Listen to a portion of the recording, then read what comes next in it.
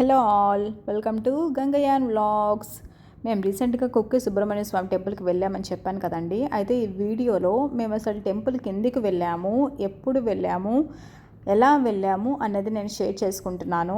మీలో కూడా ఎవరైనా కుక్కే సుబ్రహ్మణ్య స్వామి టెంపుల్కి వెళ్ళాలంటే ఖచ్చితంగా ఈ వీడియో చూడండి. మీకు ఎంతో కొంచెమైనా యూజ్ అవుతుందని నేను అనుకుంటున్నాను. మేము ముందుగా ట్రైన్ అయితే బుక్ చేసుకున్నాము కుక్కేకి. సో మేము బెంగళూరుకి ఆఫ్టర్నూన్ కల్లా రీచ్ అయిపోయాము. ఆ రోజు నైట్ మాకు ట్రైన్ ఉంది 8:25కి బెంగళూరు టు కుక్కే మురుదేశ్వర్ ఎక్స్ప్రెస్ ట్రైన్కి మేము బుక్ చేసుకున్నాము. సో బెంగళూరులో 8:25కి మనం ఎక్కామంటే కుక్కే రోడ్కి మనం 6 o'clock కల్లా రీచ్ అయిపోతాము. ఇంకా మేము కుక్కే రైల్వే స్టేషన్కి రీచ్ అయిపోయిన తర్వాత అక్కడ పక్కనే బస్ స్టాండ్ అనేది ఉంటుందండి. ఆటోస్కి మాత్రం వెళ్ళకండి, క్యాబ్స్ కూడా ఉంటాయి, బట్ అవి ప్రిఫర్ చేయకండి. బస్ అయితేనే చాలా సేఫ్ కదా. ఇంకా 20 రూపీస్ పర్ హెడ్ పడింది అనుకుంటా.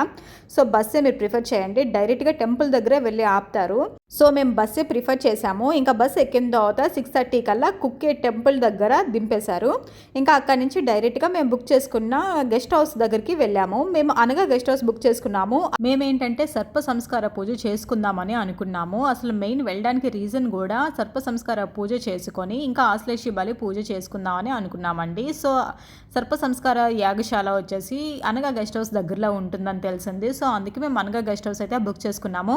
కానీ మేము గెస్ట్ హౌస్ అయితే బుక్ చేసుకున్నప్పటికీ మాకు టైమింగ్స్ ఏమి ఇచ్చారంటే 12 to 12 అని ఇచ్చారండి. సో మేము ఇంకా కొంచెం త్వరగా వెళ్ళిపోయాం కదా, ఎర్లీగా 6 కల్లా 6:30 అలా వెళ్ళాం కదా. సో మా దగ్గర వాళ్ళు ఎక్స్ట్రా ఛార్జ్ చేసుకున్నారు 750. సరే అని అంత పేమెంట్ అయిన తర్వాత ఇంకా రూమ్కి వెళ్ళి ఫ్రెష్ అయ్యి ఇంకా బయటకు వచ్చామండి అంతా చూడడానికి. అసలు మీరు నమ్మరు, కుక్కే సుబ్రహ్మణ్య స్వామి టెంపుల్ నేను ఫస్ట్ టైం అయితే చూశాను. అసలు ఎంత ప్రశాంతంగా ఉందంటే ఆ కొండల మధ్యలో నుంచి మబ్బులు అవి చూసి నిజంగా మాకైతే ఆ నేచర్ చాలా అంటే చాలా బాగా నచ్చిందండి. ఇంకా మెయిన్గా చెప్పాలంటే దర్శనం చేసుకున్నప్పుడు ఆ సుబ్రహ్మణ్య స్వామిని చూస్తాం కదండి, ఎన్నిసార్లు చూసినా మళ్ళీ మళ్ళీ మళ్ళీ చూడాలనే అనిపిస్తూ ఉంటుందండి ఆ విగ్రహాన్ని చూస్తే. కానీ ఒకటైతే అండి, మీరు ఒక్కసారి చూస్తే మాత్రం మీకైతే క్లారిటీ అస్సలు రాదు. నాకైతే ఫస్ట్ చూసినప్పుడు అర్థం కాలేదు ఫస్ట్ సుబ్రహ్మణ్య స్వామి అసలు ఎక్కడ ఉన్నారా అని. ఎందుకంటే చాలా చిన్నగా కనిపిస్తారండి. మనం చాలా ఎన్నోసార్లు వెళ్ళి చూస్తేనే దర్శనం చేసుకుంటేనే మనకు క్లారిటీగా అర్థమవుతుంది. ఫస్ట్ అయితే చిన్న శివలింగం అనేది ఉంటుంది, దానిపైన వాసుకి అనేది ఉంటారు, వాసుకి పైన ఆదిశేషుడు ఉంటారు, ఆదిశేషుడు పైన నెమలి పైన సుబ్రహ్మణ్య స్వామి కూర్చొని ఉంటారండి. నిజంగా అసలు అది చూసి మన జన్మ అయితే ధన్యం అయిపోయింది అన్నట్టే అనుకోవచ్చు, అంత బాగుంటారు. మేమైతే ఎన్నిసార్లు వీలైతే అన్నిసార్లు వెళ్ళాలనేసి చాలాసార్లు వెళ్ళి దర్శించుకున్నామండి. సర్ప సంస్కార పూజకి మేము ముందుగానే వెళ్ళి సేవా కౌంటర్ అనే ఉంటుందండి టెంపుల్ పక్కన, అక్కడికి వెళ్ళి డైరెక్ట్గా మన టికెట్ చూపిస్తే వాళ్ళు సో అండ్ సో నెంబర్ అయితే ఇస్తారు. మనకి ఏం చెప్తారంటే కుమారధార రివర్లోని మీరు స్నానం చేసి రండి అని చెప్తారు మరుసటి రోజు.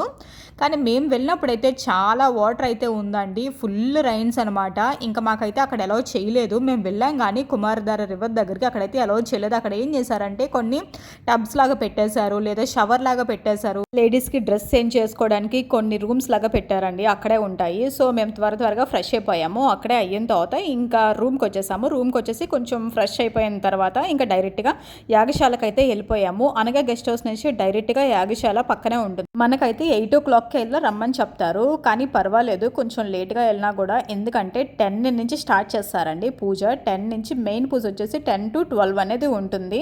ఇంకోటి నేను అబ్జర్వ్ చేసింది ఏంటంటే, మనం అసలు ఆన్లైన్లో బుక్ చేసుకోకపోయినా కొంతమంది డైరెక్ట్గా అక్కడ అడిగినా ఒకవేళ వేకెన్సీ ఉంటే అంటే ఎవరైనా బుక్ చేసుకొని వాళ్ళు రాకుండా అటెండ్ అవ్వకుండా ఉంటే ఆ నంబర్స్ అయితే మనకైతే ఇవ్వడం జరుగుతుందండి. మేము వెళ్ళినప్పుడు కొంతమందికి అలాగే ఇచ్చారు. సో మాకు పూజ అయితే బాగా జరిగిందండి. మాకైతే కనడియన్ పంతులే వచ్చారు, అయినా కూడా బాగానే జరిగిందండి.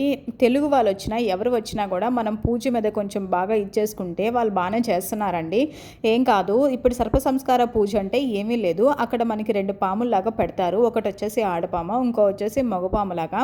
ఆడపాము దగ్గర కొన్ని గుడ్లు అయితే పెడతారండి. అంటే ఇప్పుడు మనం తెలిసి తెలియక పాములను ఎప్పుడైనా ఇబ్బంది పెట్టి ఉంటే ఇప్పుడు ఆ పరిష్కారం అనేది జరుగుతుందండి. ఎలా అంటే మనం ఏ పామునైతే ఇబ్బంది పెట్టి ఉంటామో ఆ పాముని ఒక పాములోకి ఆహ్వానిస్తారండి. ఆ దాన్ని ఏం చేస్తారంటే దాని సంస్కారాలు చేపిస్తారు.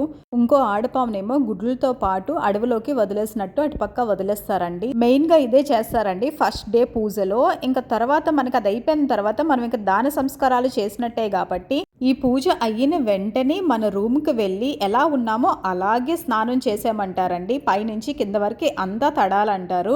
ఆ బట్టలతో పాటు అది అయిన తర్వాత మనం ఫ్రెష్ అయిపోయి అనగా గెస్ట్ హౌస్ పక్కనే భోజనశాల ఉంటుంది.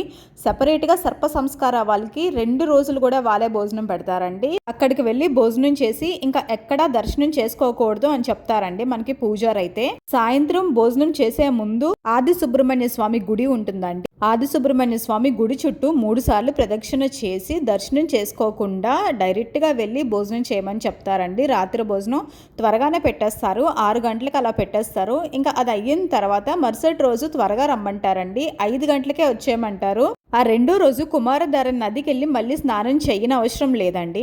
ఈ రోజు అక్కడ మనం వెళ్ళేసరికి పాము రూపంలోంది ఒకటి ముగ్గు పిండితో వేసి ఉంచుతారండి. దాని మీదే పసుపు కుంకుమ కూడా ఉంటుంది. పూజ అంతా అయిన తర్వాత మనకి ఆ కుంకుమ ఇస్తారు. అది రోజు 7 రోజుల పాటు పెట్టుకోమని చెప్తారు. ఇంకా పూజ అంతా అయిన తర్వాత మనం చేసిన పూజారికి ఎంతో కొంత ఇవ్వాలి. ఇంకా అక్కడ బాల బ్రాహ్మణులు ఉంటారు, వాళ్ళకి ఎంతో కొంత ఇవ్వాలి. ఇంకా పూజ అయిపోయినట్టేనండి. దాని తర్వాత మళ్ళీ నాగప్రతిష్ఠ పూజ అనేది ఉంటుందండి. ఎవరైతే సర్ప సంస్కార పూజ చేయించుకుంటారో నాగప్రతిష్ఠ పూజ ఫ్రీగా చేస్తారు. అది అయిన తర్వాత మనకి ఒక కొబ్బరికాయ పట్టిక ప్రసాదం కింద ఇస్తారండి. ఈ కొబ్బరికాయ పట్టిక ఎవ్వరికి ఇవ్వకూడదండి, మనమే తినాలి స్వీట్ చేసుకొని. ఇది అయిన తర్వాత మధ్యాహ్నం భోజనం చేసి ఆశ్లేష బలి స్లాట్ బుక్ చేసుకొని వెంటనే ఆశ్లేష బలి పూజకి వెళ్ళామండి. అది కూడా త్వరగానే అయ్యింది, 1 గంట అలా పట్టింది. దాని తర్వాత అక్కడ కూడా కొబ్బరికాయ పట్టిక ఇచ్చారు ప్రసాదం కింద. ఇంకా సర్ప సంస్కార పూజ, ఇంకా ఆశ్లేష బలి పూజ, నాగప్రతిష్ఠ పూజ కూడా అయిపోయినట్టేని. మేము పూజలన్నీ అయిన తర్వాత అక్కడ ఆది సుబ్రహ్మణ్య స్వామి టెంపుల్ దగ్గర ఇక్కడ ఇలా రివర్ లాగా ఉంటుంది కదండి, అక్కడ కొంతమంది అయితే రాళ్ళ మీద రాళ్ళు పెట్టి ఒక లెవెల్ లాగా కడుతున్నారండి. అలా కడితే మనం త్వరలోనే ఇల్లు కట్టుకుంటామని ఒక నమ్మకం అంట. మేమైతే అక్కడ ఉన్న ఒక చెట్టుకి ఉయ్యాలైతే కట్టామండి, కోరుకొని. ఇంకా చూడాలి ఆ కోరిక ఎప్పుడు నెరవేరుతుందా అని. మేము వెళ్ళడానికి రీజన్ కూడా అదే. ఇన్ కేస్ నా కోరిక కానీ నెరవేరినట్టయితే మీతో షేర్ చేసుకుంటానండి. ఒకే సుబ్రహ్మణ్య స్వామి టెంపుల్లో మా 3 డేస్ ఇలా గడిచాయండి. ఇంకా మేము నైట్ రిటర్న్ అయిపోయాము. 8:45కి ట్రైన్ ఉంది మాకు. మార్నింగ్ 6:15కి అయితే మేము బెంగళూరు రీచ్ అయిపోయాము. మీకు ఏమైనా డౌట్స్ ఉంటే కామెంట్ చేయండి. Please subscribe to my channel.